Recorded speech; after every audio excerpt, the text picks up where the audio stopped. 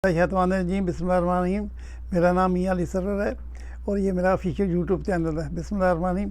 अल्लाहुम्मा सल्लि व सल्लिम व बारिक अला सय्यदना मोहम्मद नबी उम्मी आली साबी अल्फाज में। बिस्मिल्लाहिर्रहमानिर्रहीम। मेरे प्यारे बहन भाइयों और बच्चों, अस्सलाम वालेकुम व रहमतुल्लाहि व बरकातुहू। आपकी खिदमत में अल्लाह की तौफीक से मैं फिर आज हाज़िर हूँ और उम्मीद करता हूँ कि आप जो है ना ये दुआओं में मुझे याद रखेंगे। ये वीडियो बहुत अच्छी है, सबक आमोज़ है, आप देखिएगा, इंशाल्लाह आप खुश भी होंगे और इससे सबक भी हासिल करेंगे। मेरे लिए भी दुआ कीजिएगा। चलें आइए चलते हैं वीडियो की तरफ। बिस्मिल्लाहिर्रहमानिर्रहीम। अल्लाह के नाम से शुरू करता हूँ जो बड़ा मेहरबान नहायत रहम करने वाला।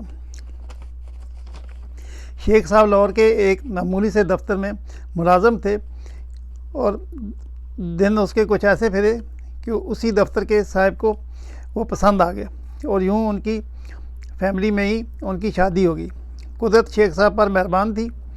दिन रात और रात दिन बदलते गए। शेख साहब एक दुकान से एक मार्केट और फिर एक फैक्ट्री से दो चार और फिर ना जाने कितनी फैक्ट्रियों के मालिक बन गए। धुन बरसता गया और दो बच्चों के बाप भी बन गए।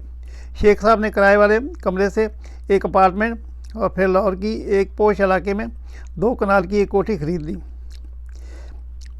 माली की ज़रूरत पेश आई तो उन्होंने चकवाल से आए हुए सुल्तान को फैक्ट्री से निकालकर अपनी कोठी में 1500 रुपये माहवार पर मुलाजम रख लिया। सुल्तान एक नहायत शरीफ और अपने काम से काम रखने वाला इंसान था। ना किसी से कोई झगड़ा, ना कोई अदावत, ना कभी कोई शिकायत। एक बार शेख साहब दिन के 10 बजे काम से वापस आ रहे थे।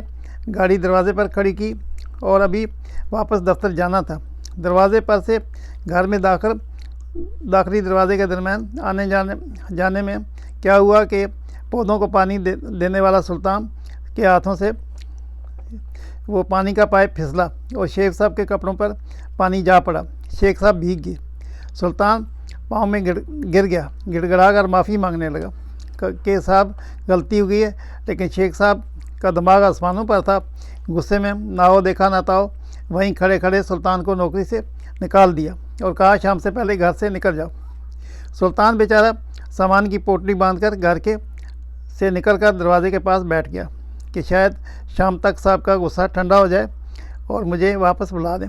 शाम को शेख साहब वापस आए, देखा कि सुल्तान अभी तक बैठा हुआ है।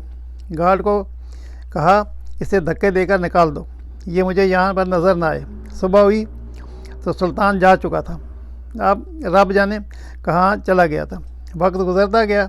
शेख साहब की तेज़ी से तरक्की करते कारोबार और फैक्ट्रियों में एक ठहराव सा आने लगा। कारोबार में तरक्की की रफ्तार आहिस्ता आहिस्ता कम पड़ती गई, लेकिन शेख साहब ज़िंदगी से बहुत मुतमईन थे। फिर एक फैक्ट्री में आग लग गई। पूरी फैक्ट्री जल कर राख हो गई और कुछ मज़दूर भी जल गए। शेख साहब को बैठे बैठाए करोड़ों का झटका लग गया। कारोबार में नुकसान होना शुरू हुआ और शेख साहब के माथे पर बल पड़ना शुरू हो गए। बड़ा बेटा यूनिवर्सिटी का स्टूडेंट था, दोस्तों के साथ सैर करने मरी गया हुआ था। ड्राइवर वापसी पर हादसा हुआ और वह जान से चला गया। शेख साहब की कमर टूट गई।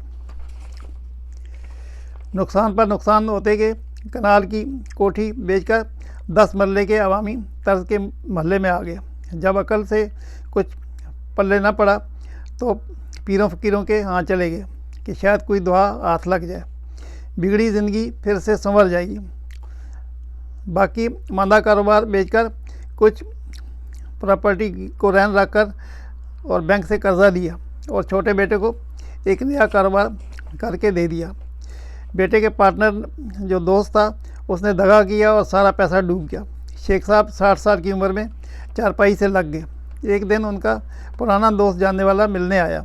हालात देखे तो बहुत अफसोस हुआ। कहने लगा शेख साहब एक बुज़ुर्ग आए हैं, माफ़ कीजिएगा, बड़े आला वाले हैं। दाता साहब के पास ही एक मकान में उनका चंद दिन का क़याम है। अगर उनसे दुआ करा लें तो अल्लाह पाक करम करेगा। शेख साहब फ़ौरन तैयार हो गए। उस मकान पर पहुँचे, मुलाकात की और मसला बयान किया। उन्होंने आंखें बंद की, कुछ देर मुराकबे में की कैफियत में रहे, फिर आंखें खोलीं और शेख साहब को देखकर कहा तुमने ज़िंदगी में किसी आदमी के साथ बहुत बुरा सलूक किया। अल्लाह ने उसी गुनाह में तुम्हारी पकड़ की है। अब तुम याद करो कि तुमने ज़िंदगी में किस इंसान का साथ किसके साथ ऐसा सलूक किया कि अल्लाह पाक उसकी तुम्हें सज़ा दे रहा है। शेख साहब कुछ देर खामोश रहे, सोचते रहे। अचानक उनको सुल्तान याद आ गया। शेख साहब के मुंह से चीख निकली, गोया क़यामत टूट पड़ी। आंखों से आंसू ना थमने वाली लड़ी जारी होगी। शेख साहब ने बुज़ुर्ग को पाँव पकड़ लिए, माफ़ियाँ मांगने लगा और सुल्तान वाला सारा किस्सा बयान कर दिया। बुज़ुर्ग ने कहा, मेरी बात सुनो, परवरदिगार राज़िक है, वो रिज़्क़ ज़रूर देगा, मगर उसका वसीला इंसानों को ही बनाएगा। ऊपर से नीचे आते पानी की तकसीम जिस तरह नहरों और नालों की होती है, रिज़्क़ की तकसीम भी इसी तरह परवरदिगार के नज़दीक है। हम में से हर एक शख्स वसीले से किसी न किसी के रिज़्क़ से, अगर उसका वसीला है, वसीला बनने से इनकार करोगे तो तुम्हारा हिस्से का रिज़्क़ जो उसने वसीले से तुम्हें बतौर मुआवजा मिल रहा था वो ख़त्म कर दिया जाएगा। तुम्हें लाखों करोड़ों और सुल्तान को 1500 रुपये मुआवजा देने के मिलते थे, तुमने वो रोक लिए। ऊपर वाले ने तुम्हारा मुआवजा ख़त्म कर दिया। अब जाओ सुल्तान को ढूंढो और अगर वो मान जाए, माफ़ कर दे, तो तुम्हारे दिन फिर जाएंगे। शेख साहब की दुनिया लुट गई। वो सर पीटता घर आया, पुराने कागजात ढूंढता रहा कि शायद सुल्तान का कोई शनाख्ती कार्ड, कोई मालूमात मिल सकें। कुछ भी ना मिला तो सुल्तान को दीवानावार ढूंढने चकवाल जाने वाली बस में बैठकर चकवाल चला गया, लेकिन सुल्तान ना मिला। छोटा बेटा ढूंढता ढूंढता चकवाल के बस अड्डे पर पहुंचा और बाप को वापस लाहौर ले आया, लेकिन शेख साहब के दिल का सुकून ख़त्म हो गया था। कुछ दिन बाद शेख साहब फिर घर से गायब हुए, तो बेटे को मालूम था कि वो कहाँ पर मिलेंगे। वो चकवाल पहुंचा तो देखा बाप ज़मीन पर बैठा सर पर राख डाल रहा था और कह रहा था, सुल्तान तुम कहाँ हो, सुल्तान तुम कहाँ हो। बेटा रोता हुआ बाप को वापस ले आया। चंद दिन के बाद शेख साहब का इंतकाल हो गया, लेकिन सुल्तान ना मिला। मेरे अजीज़ों, कहते हैं कि चपरासी को मत निकालो, उसका रिज़्क़ तुम्हारे रिज़्क़ से जुड़ा हुआ है, उसे तो रब कहीं और जगह से भी दे देगा।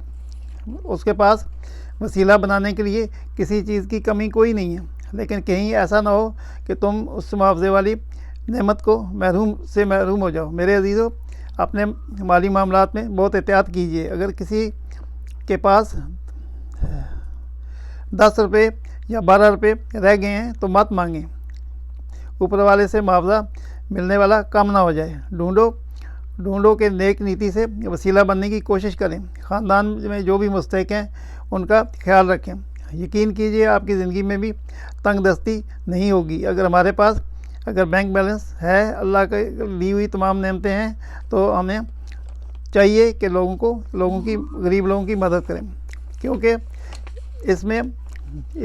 इसमें ही गरीबों, यतीमों, मस्किनों का पूरा हक है। अगर हम उनका ख्याल रखेंगे तो यकीन कीजिए हमारा रिज़्क़ बढ़ता जाएगा और उसमें कमी ना होगी, क्योंकि अल्लाह पाक खुद फरमाता है कि जब तुम मेरे रास्ते में खैरात करोगे तो मैं तुम्हें 70 गुना बढ़ा कर दूँगा। जिस इंसान के देने वाले हाथ रुक जाएं, तंगदस्ती उसका मुकद्दर बन जाती है, और जो इंसान गरीबों, फ़कीरों, मस्किनों पर पैसा खर्च करता है वो कभी तंगदस्त नहीं होगा। अगर आपके पास हज़ारों किस्म की मिसालें ज़रूर होंगी। अगर अल्लाह पाक ने हमें ये इस्तिताअत दी है कि हम गरीबों की मदद कर सकते हैं, तो ये अल्लाह पाक का बहुत बड़ा हम पर एहसान है। लिहाजा गरीबों, मस्किनों, यतीमों और बेकसों की मदद कीजिए और अल्लाह पाक हम सब को से राज़ी हो जाएगा। अल्लाह पाक हम सब पर समझने और नेक अमाल करने की तौफीक अता फरमाए। आमीन सुम्मा आमीन या रब्बल आलमीन।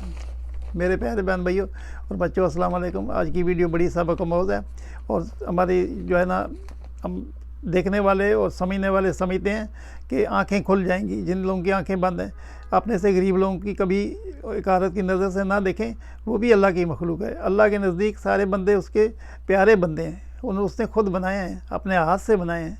आदम अलैहिस्सलाम की मिट्टी जगह जगह से उठाई और आदम अलैहिस्सलाम को पैदा किया। इसी तरह उनकी औलाद जो है वो भी अल्लाह को ऐसे ही पसंद है। अल्लाह बहुत प्यार करता है उन्हें, और ख़ासकर गरीबों से बहुत प्यार करता है, क्योंकि वो लोग आजमाइश में होते हैं, अल्लाह की आजमाइश में होते हैं, लेकिन फिर भी शुक्र अदा करते हैं। और जो पैसे वाले लोग हैं और रुपए पैसे की उसमें गुरूर तकब्बर के अंदर वो भूल जाते हैं कि कभी भी उन पे भी ऐसा वक्त आ सकता है।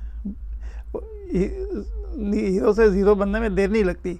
दुआ कीजिएगा अल्लाह ताला मेरा हिदायत नसीब फरमाए। सल्लल्लाहु ताला खैर खल्क़ि मोहम्मद वाली सहाबी अजमैन बिरहमतिका या अरहमर राहिमीन। और मेरे लिए दुआ कीजिएगा।